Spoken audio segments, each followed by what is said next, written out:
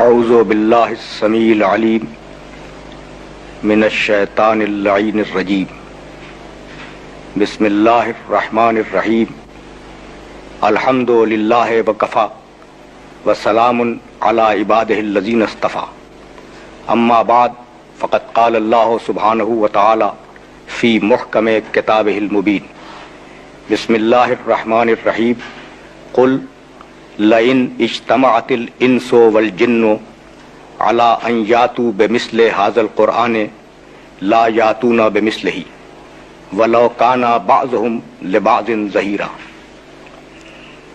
عزیزان محترم، سورہ بنی اسرائیل قرآن مجید کا 17واں سورہ ہے، اور اس سورہ کی جس آیت کی تلاوت کا شرف حاصل کیا گیا اس کا نشان 88 ہے۔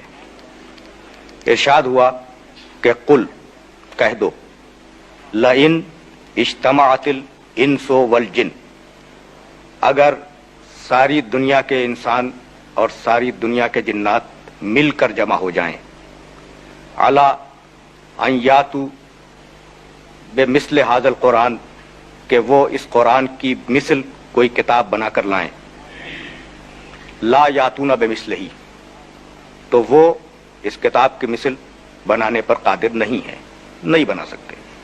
وَلَوْ كَانَ بَعْضُهُمْ لِبَعْضٍ ظَهِيرًا، اگرچہ یہ ایک دوسرے کی مدد ہی کیوں نہ کریں اس کتاب کا جواب لکھنے میں اور جواب بنانے میں۔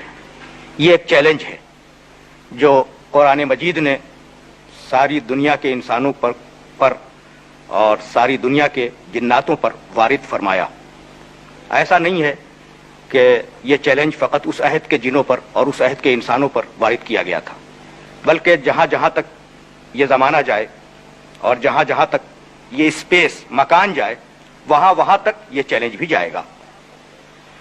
اس کا مطلب یہ ہے کہ پروردگار عالم اپنے نبی کی نبوت پر ایک سند کو اسٹیبلش کرنا چاہ رہا ہے۔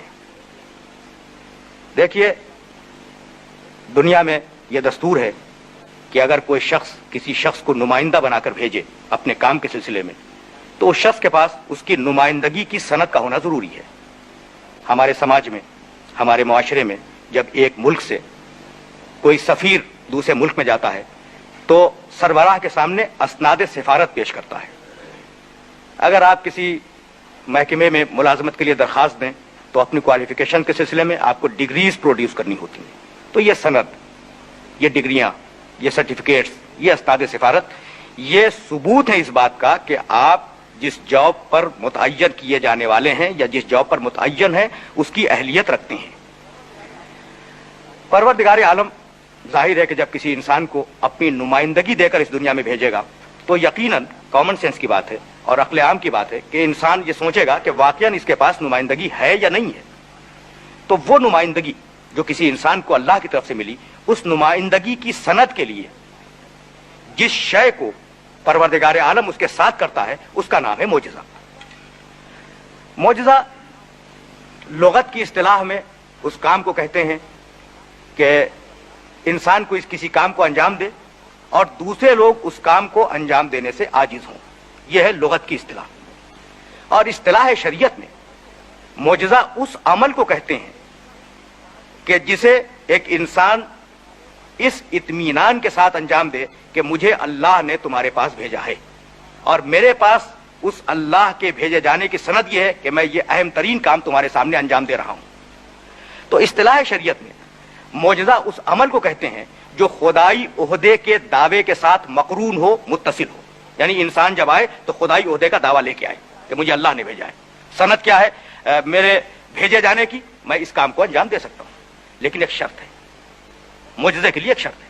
وہ شرط یہ ہے کہ وہ کام جو نوازمیس فطرت کو توڑ دے، وہ کام جو قانون طبیعت کو توڑ دے، وہ کام جو قانون علت و معلول کو توڑے، کاز اینڈ افیکٹ کے قانون کو جو پوری دنیا میں رائج ہے، وہ کام جو اسے توڑ دے، اس کام کے لیے یہ ضروری ہے کہ وہ مطابق عقل ہو اور مطابق نص ہو۔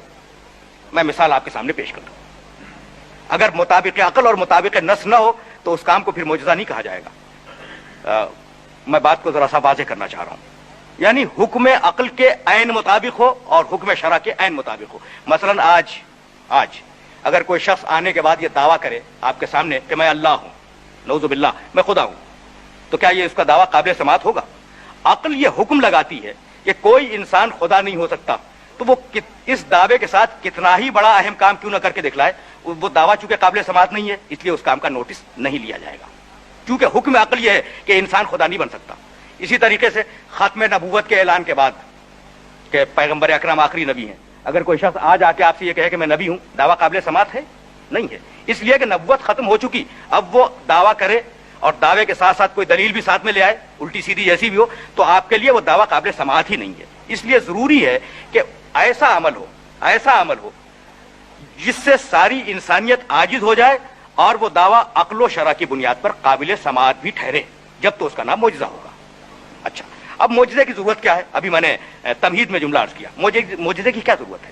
یہ دنیا کی رنگینیاں، یہ اس کی رعنائیاں، یہ اس کے نشیب و فراز، کتنے چھوٹے چھوٹے عہدے ہیں جن کی انسان تمنا رکھتا ہے، کتنے چھوٹے چھوٹے عہدے ہیں، منصب ہیں جن کا لالچ انسان کے ذہن میں ہے، انسان کے نفس میں لالچ تو ہے۔ تو اب وہ عہدہ جو خدائی عہدہ ہے، کیا اس کا لالچ دنیا میں نہیں ہوگا لوگوں کے ذہن میں؟ اسی لیے آپ اگر تاریخ ادیان و ملل کو دیکھیں اور تاریخ انسانیت کو دیکھیں تو آپ کو اندازہ ہوگا کہ ہر عہد میں سچے مدعیان نبوت کے ساتھ جھوٹے مدعیان نبوت بھی ہمارے سامنے آتے ہیں۔ جب سچے مدعیان نبوت بھی ہیں، سچے نبوت کے دعویٰ کرنے والے، اور جھوٹے مدعیان نبوت بھی ہیں، تو اب وہ خط فاصل کیا ہو، وہ سرحد کیا ہو کہ ہم یہ طے کریں کہ یہ سچا ہے اور یہ جھوٹا ہے۔ اب وہی خط فاصل ہے جس کا نام پروردگار عالم نے آیت رکھا ہے قرآن مجید میں، بینہ رکھا ہے قرآن مجید میں، اور ہماری اصطلاح میں اس کا نام ہے معجزہ۔ یہی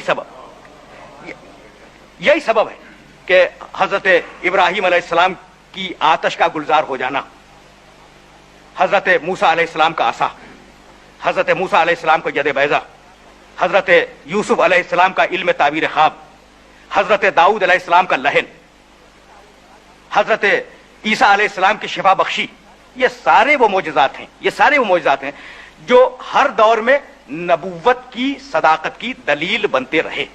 لیکن عجیب بات یہ ہے کہ اگر آپ توجہ فرمائیں گے تو ہر نبی کو ایک مخصوص معجزہ دیا گیا، ہر نبی کے ساتھ ایک مخصوص معجزہ آیا ہے۔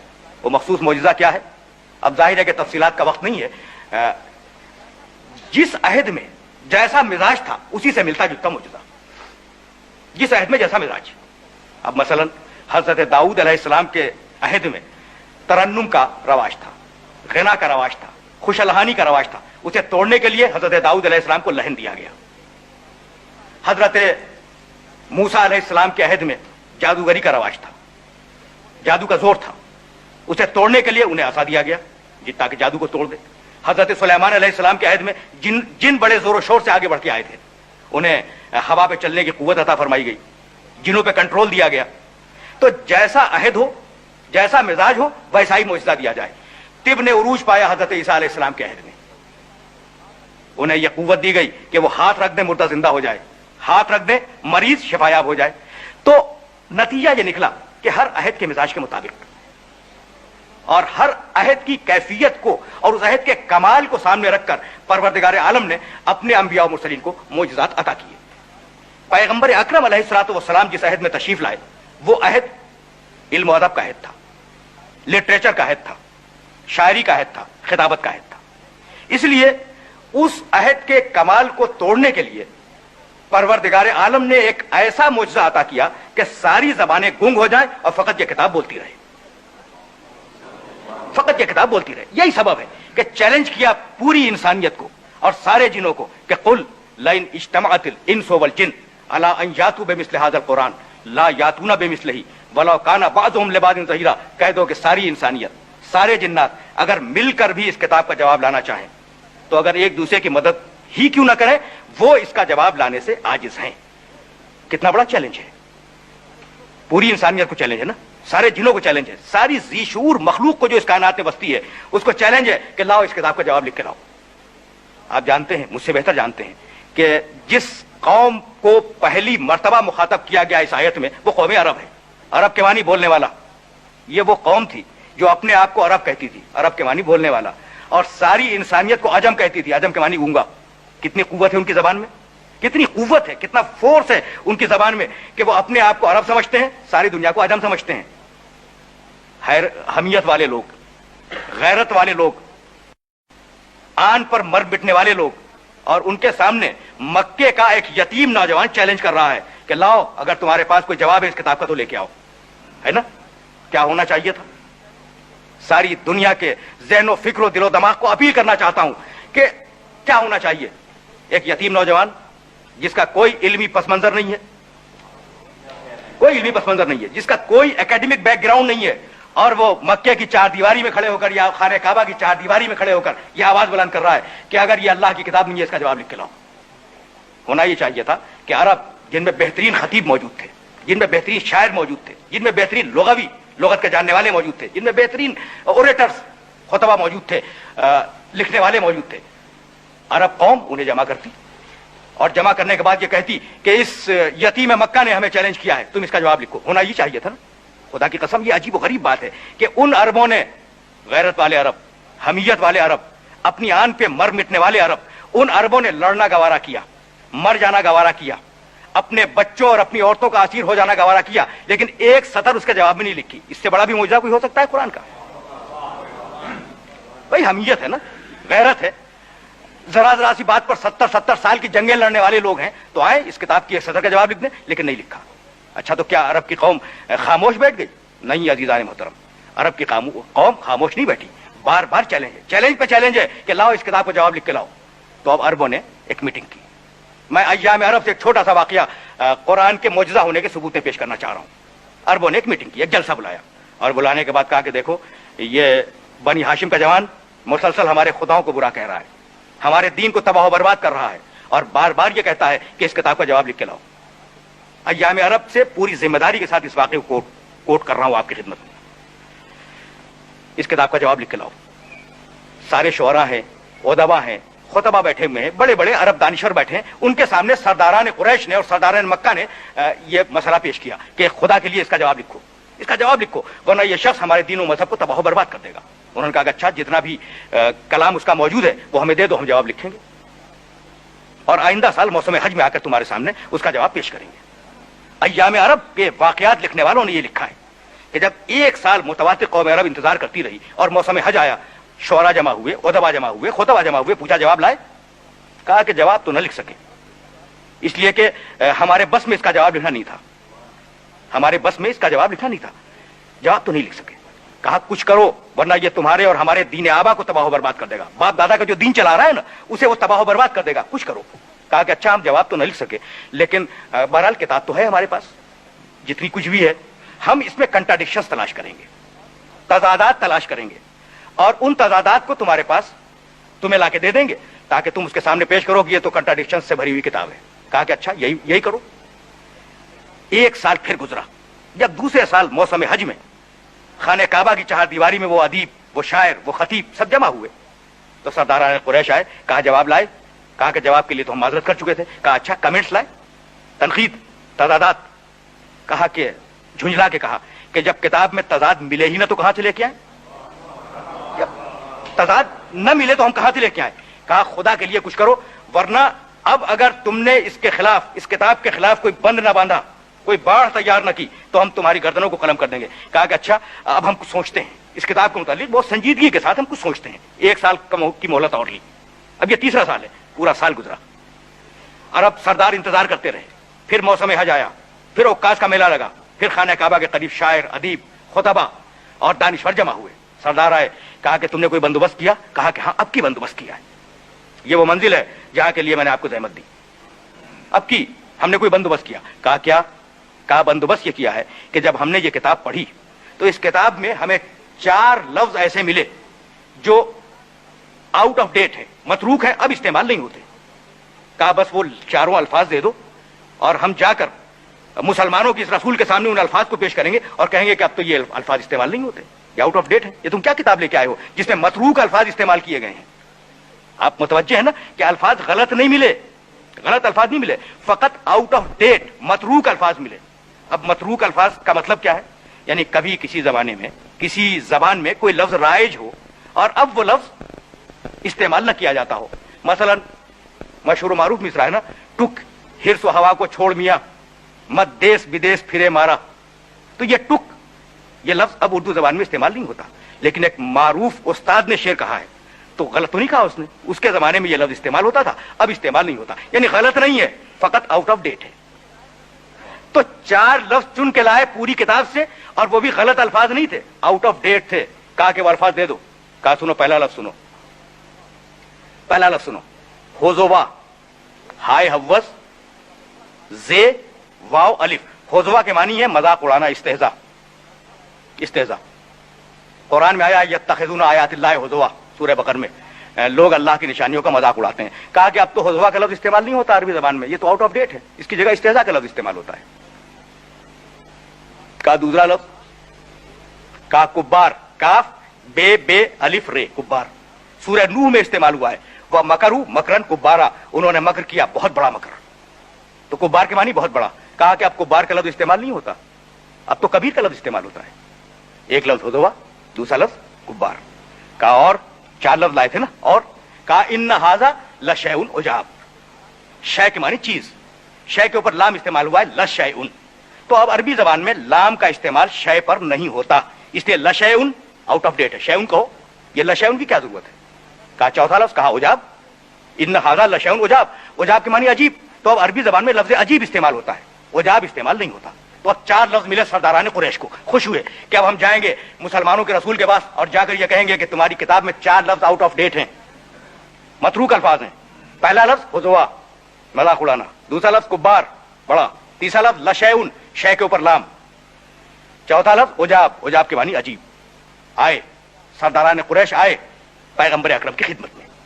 पैगंबर अकरम बालों के खेमे में खाने काबा की 4 दीवारी के करीब तशरीफ फरमाए, आए, और उनके साथ एक बड़ा मजमा आया, एक भीड़ आई, ये देखने के लिए कि नऊजुबिल्लाह आज मुसलमानों का रसूल रुसवा होने वाला है। आए और आने के बाद कहने लगे, नाम लेकर, पैगंबर का नाम लेके कहने लगे कि हम तुम्हारी किताब पर एतराज लेके आए हैं। बेख्तियार पैगंबर ने सर उठाया, और सर उठाने के बाद आवाज दी कि तुम में कोई सीनियर शख्स है, कोई मुसिन उम्र रसीदा शख्स, उसे लेके आओ, उसे जवाब दूंगा। नबी ये नहीं पूछता कि तुम्हारा एतराज है क्या, नबी ये नहीं पूछता कि तुम्हारा एतराज है क्या, यानी अगर कुरान मौजूदा है तो नबी भी मौजूदा है।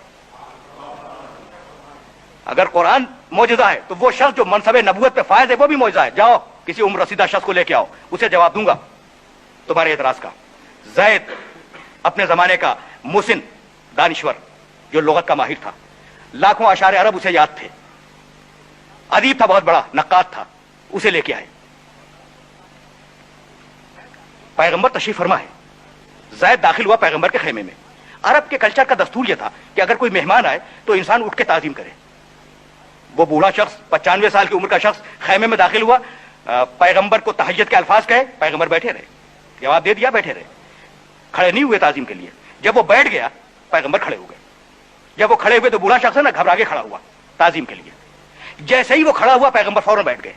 जैसे ही पैगंबर बैठे वो बूढ़ा शख्स घबरा के बैठ गया। जैसे ही वो बैठा पैगंबर फिर खड़े हो गए। पैगंबर का खड़ा होना था, घबरा के वो फिर खड़ा हुआ। कि 3-4 मरतबा जब पैगंबर उठे और बैठे, उसे भी उठना पड़ा, बैठना पड़ा। बूढ़ा शख्स था ना, चिड़चिड़ा गया। चौथी मरतबा घबरा के कहने लगा, या मोहम्मद अतत्तखिज़ुनी हुज़वा, मोहम्मद तुम मेरा मजाक उड़ा रहे हो, या मोहम्मद अतत्तखिज़ुनी हुज़वा, मोहम्मद तुम मेरा मजाक उड़ा रहे हो। व इन्नी शेखुन कुब्बार, हालांकि मैं बहुत उम्र में बड़ा हूं, मैं बड़ा शख्स हूं। व इन्न हाज़ा मिनका लशैउन उजाब, और तुम जैसे शरीफुन नफ्स और शरीफुन नसब इंसान से ये चीज बहुत ताज्जुब की बात है। तो वो 4 लफ्ज उसी की जबान से अदा करवा दिए, वो 4 लफ्ज उसी की जबान से अदा करवाए जिन 4 अल्फाज के ऊपर एतराज था कि ये मतरूक है। तो बतलाना यही था कि अगर कुरान मजीद मौजूदा है तो फिर वारिस कुरान भी मौजूदा है। अच्छा, तो क्या कुरान मजीद में यह तय है कि फला हिस्सा मौजूदा है और फला हिस्सा मौजूदा नहीं है? नहीं अजीजान मोहतरम, ये तय नहीं है। खुदा की कसम ये बात तय नहीं है कि इतना टुकड़ा तो मौजूदा है और इतना टुकड़ा मौजूदा नहीं है। पानी, एक कतरा भी पानी है, एक समंदर भर वो भी पानी है, एक दरिया भी पानी है, एक गिलास में, एक ज़र्फ में पानी अगर रखा हुआ है वो भी पानी है। इसी तरीके से कुरान, आयत भी कुरान है, सूरा भी कुरान है, पूरा का पूरा भी कुरान है, आधा भी कुरान है, सुलूस भी कुरान है, रुबो भी कुरान है। और चैलेंज किया कुरान मजीद ने कि इस किताब का जवाब लिख के लाओ। तो क्या ये कहा कि सूरह बकर जो कुरान का सबसे बड़ा सूरा है, जो सबसे बड़ा सूरा है, उसका जवाब लिख के लाओ, और जो सूरह कौसर सबसे छोटा सूरा है उसका जवाब मत लिखो? یعنی سب سے بڑا سورہ قرآن مجید کا سورہ بقر، سب سے چھوٹا سورہ قرآن مجید کا سورہ کوثر، 3 آیتیں 10 الفاظ، 3 آیتیں اور 10 الفاظ. تو کیا سورہ کوثر کا جواب لکھو اور سورہ کوثر کا جواب لکھو اور سورہ بقر کا جواب مت لکھو؟ بڑے کا مت لکھو چھوٹے کا لکھ لاؤ، یا چھوٹے کا مت لکھو بڑے کا لکھ لاؤ؟ نہیں، معجزہ ہونے میں قرآن کی حد تک چھوٹائی بڑائی کوئی شے نہیں ہے. جب معجزہ ہونے میں قرآن کی حد تک چھوٹائی بڑائی کوئی شے نہیں ہے تو جو بھی وارث قرآن ہوگا اور صاحب قرآن ہوگا اس کے بچپن اور بڑھاپے میں کوئی فرق نہیں ہوگا. وآخر دعوانا ان الحمد للہ رب العالمین. اس سلسلے میں اگر آپ حضرات کے ذہن میں کوئی سوال ہو تو میں آپ کی خدمت میں حاضر ہوں. جیسے آپ نے ارشاد فرمایا قرآن مجید ایک معجزاتی کتاب ہے، تو اس میں جو کوڈ ورڈس آئے ہیں یا آیت متشابہ جو ہیں اس کو ایک عام آدمی جو کہ بالکل تفصیل سے نہ سمجھ سکے تو وہ کس کی رہنمائی حاصل کرے؟ بہت عمدہ بات ہے جناب. 2 الگ الگ باتیں آپ نے پوچھی ہیں. پہلا سوال تو یہ ہے کہ متشابہ آیتوں کا اگر مفہوم سمجھ میں نہ آئے تو کس طریقے سے اس کے سلسلے میں رہنمائی حاصل کی جائے. اور دوسرا سوال یہ ہے کہ جو کوڈ ورڈ یعنی مقطعات غالباً آپ کی مراد ہوگی کہ مقطعات قرآنی الف لام میم کاف ہا یا عین صاد حام میم عین سین قاف، انہیں کیسے سمجھا جائے؟ تو جہاں تک مقطعات قرآنی کا سوال ہے، سارا عالم اسلام اس بات پر متفق ہے کہ یہ عبد اور معبود کے درمیان کچھ راز ہیں اور اس راز میں امت کو دخل نہیں دینا چاہیے. تو مقطعات کے سلسلے میں جہاں تک میری معلومات ہیں مفسرین نے خاموشی اختیار کی ہے. اب رہ گیا متشابہات کا مسئلہ. تو متشابہات کے سلسلے میں سورہ آل عمران کی غالباً 8ویں آیت ہے کہ هو الذی انزل علیک الکتاب منہ آیات محکمات ہن ام الکتاب واخر متشابہات فاما الذین فی قلوبہم زیغ فیتبعون ما تشابہ منہ ابتغاء الفتنہ وابتغاء تاویلہ. کچھ کتابیں محکمہ، کچھ آیتیں محکم ہیں، کچھ آیتیں متشابہ ہیں. جو محکم ہے وہ ام الکتاب ہیں، اور جو متشابہ آیتیں ہیں وہ لوگ ان متشابہ آیتوں کی پیروی کرتے ہیں جو فتنہ پھیلانا چاہتے ہیں اور اپنی مرضی کی تعویل قرآن مجید میں کرنا چاہتے ہیں. تو طریقہ یہ ہے کہ اگر کوئی آیت متشابہ ہے تو اسے محکم کے اوپر رد کر کے دیکھیں. رد کرنے کا مطلب ہے اسے فٹ کریں، اس کے اوپر منطبق کریں، اور اس کو منطبق کرنے کے بعد یہ دیکھیں کہ اس کا مفہوم کیا ہے. اب مثلا ید اللہ، اللہ کا ہاتھ قرآن مجید میں استعمال ہوا ہے. اب اللہ جسم و جسمانیات تو نہیں رکھتا، تو یہ آیت متشابہ ہوگی کہ ہاتھ کے معنی کیا ہیں. تو اب آپ کو عقل سلیم اور قضایائے بدیہیہ اولیہ یعنی وہ ساری منطقی باتیں جن کے اوپر ساری دنیا کے انسان متفق ہیں ان پر اس کو منطبق کر کے دیکھنا ہوگا کہ ہاتھ کے معنی کیا ہیں. تو ید اللہ جہاں بھی استعمال ہوا ہے قرآن مجید میں وہ ہے متشابہ. اگر آپ واقعا ہاتھ مراد لے لیں تو اس کا مطلب یہ ہوگا کہ پھر اس کے سر بھی ہے، اس کی آنکھیں بھی ہیں، پھر وہ محدود بھی ہے، جہت کے اندر آتا ہے، اور جب جہت میں آتا ہے تو کسی مقام کے اوپر ہے. تو اس کا مطلب یہ ہے کہ وہ آیتیں جو متشابہ ہیں ان کے متعلق یہ طے نہ کریں کہ حتمی رائے میری یہ ہے اس آیت کے سلسلے میں، بلکہ انہیں محکمات کے اوپر رد کریں، محکمات پر مطابق کریں، اور اس کے بعد بھی یہ کہیں کہ واللہ عالم بالصواب، اللہ بہتر جانتا ہے کہ اس آیت کے معنی کیا ہے. تو اس سلسلے میں گزارش یہی تھی کہ یہ قرآن مجید جس میں محکمات بھی ہیں، جس میں متشابہات بھی ہیں، جس میں مقطعات قرآنی بھی ہیں، اور آج تک یہ بات طے نہ ہو سکی کہ مقطعات کے معنی کیا ہیں. آج تک بہت سی ایسی آیتیں ہیں جن کے متعلق یہ طے نہیں ہو سکا کہ ان کا واقعا حقیقی مفہوم کیا ہے. تو یہ کتاب اس آیت کے عربوں کے لیے پرابلم بن گئی، ایک مسئلہ بن گئی. لڑنا اس نے گوارا کیا، مرنا گوارا کیا، تباہ و برباد ہو جانا گوارا کیا، جملے کا جواب نہیں لکھا. پوری کتاب تو درکنار، جملے کا جواب نہیں لکھا. اچھا، تو اب میں آپ سے سوال کرتا ہوں کہ کیا آج جواب لکھ دیا گیا؟ نہیں لکھا گیا نا. تو قرآن فقط اس عہد کا معجزہ نہیں تھا، آپ کے بھی عہد کا معجزہ ہے. 1500 سال سے اس کا اعجاز جاری ہے، 1500 سال سے اس کا معجزہ ہونا جاری ہے. اور جب تک اس کا جواب نہیں لکھا جائے گا، اور جیسا کہ میں آئندہ کی گفتگو میں عرض کروں گا کہ کب تک جواب نہیں لکھا جائے گا، جب تک جواب نہیں لکھا جائے گا اس وقت تک قرآن مجید کے اعجاز کو کوئی شخص چیلنج نہیں کر سکتا. وآخر دعوانا ان الحمد للہ رب العالمین.